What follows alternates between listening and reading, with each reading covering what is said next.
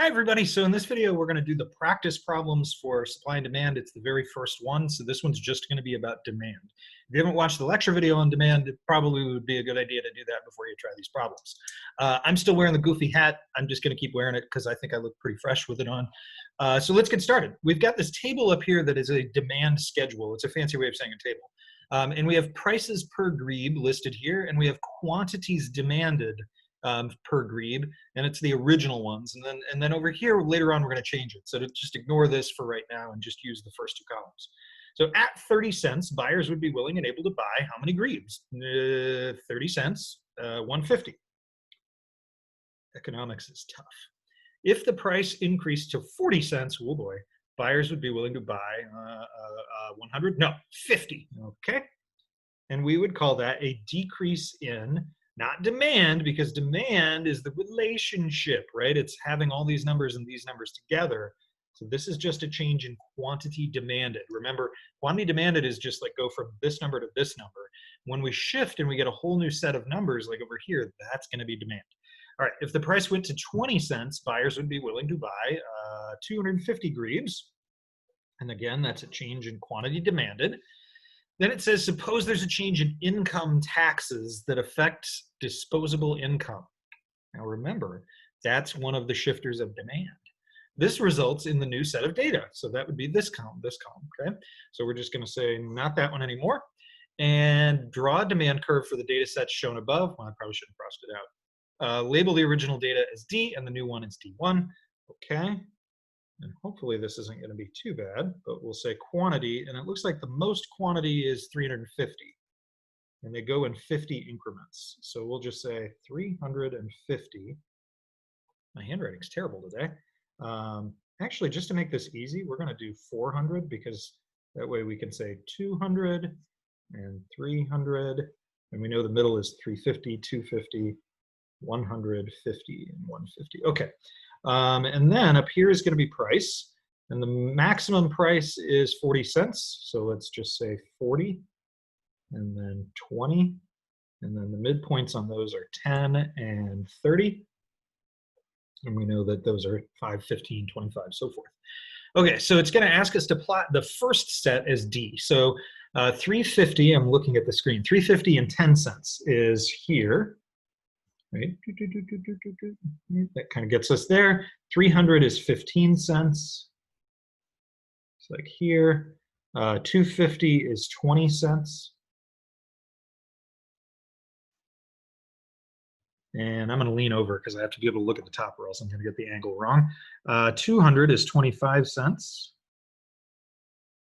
And 30 cents gets us to 150. You probably just want to like do this and then ignore me. So 35 cents and then 50 here. So we've got kind of a straight line. Connect the dots. Oh, that one, just make that dot bigger. That one's D. And then we notice that something happened here where now at 10 cents, they're only willing to buy 250. So this means, right, we're now going to be here. And then I'm going to skip to just 20 cents is 150. 20 cents is 150. And then 30 cents is just 50.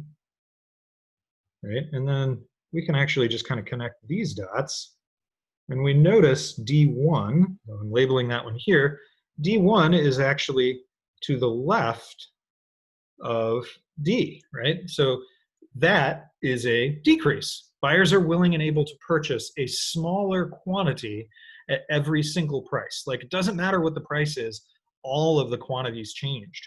So we'd say smaller quantity, and each quantity, like if we said buyers want to buy, 150 grebes, right?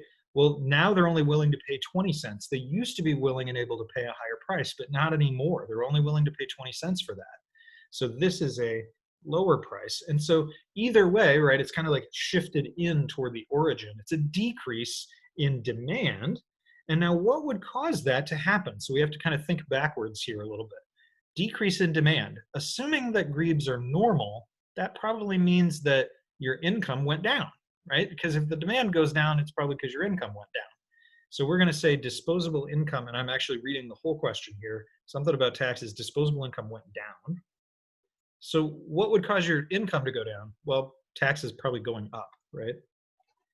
So that kind of shows you how demand shifts. We're not going to be asking you to do something like this on a test, but I think it's helpful for conceptualizing what's going on. Now, these kinds of questions are useful, where it's going to say demand analysis of American-made cars, change in demand or quantity demanded. Does the curve go left, right, or not change? So this is for American-made cars. Consumer income drops. Well, income is the I in that, so we're going to say change in demand. And if their income goes down, then the curve's going to shift to the left, right? So it's the same as a decrease, so shift to the left. Ride-sharing apps become, I should probably put a word there, popular. You can tell that I had a brain fart. If they're popular, are people going to buy as many cars? No, because they're going to just use the ride-sharing app. So it's a change in tastes and preferences, so it's a change in demand, right? Think about like, oh, it changes their demand for it because it's the relationship at all the different prices. So it's a decrease to the left. Price of Japanese-made cars drops. Now, Japanese-made cars and American-made cars are roughly substitutes for each other. So if the price of Japanese-made cars goes down, then Americans are going to look at it and go, oh, all things being equal, I'll just buy the Japanese-made car because it's cheaper. Now, that doesn't change the demand for Japanese-made cars. It just moves them to a different point along their own curve. But the demand for American cars does change. And so that is a related good, right? Remember, we had substitutes and complements. And so that's a decrease. Price of American-made cars rises. And again, we're dealing with American-made cars. And what did we say earlier? Price doesn't shift the curve. So this one is a change in quantity demanded. Again, we're talking about the price of the good in question versus the price of a related good. And so this one is no change to the curve, but we're going to slide along it. Price of American-made cars is expected to rise soon. Now, this is expectations about prices. It's the E in merit. And so this one's going to change demand. And if we think that the price is going to be higher soon, we'll run out and buy the car now. So it's actually going to increase demand and shift it to the right.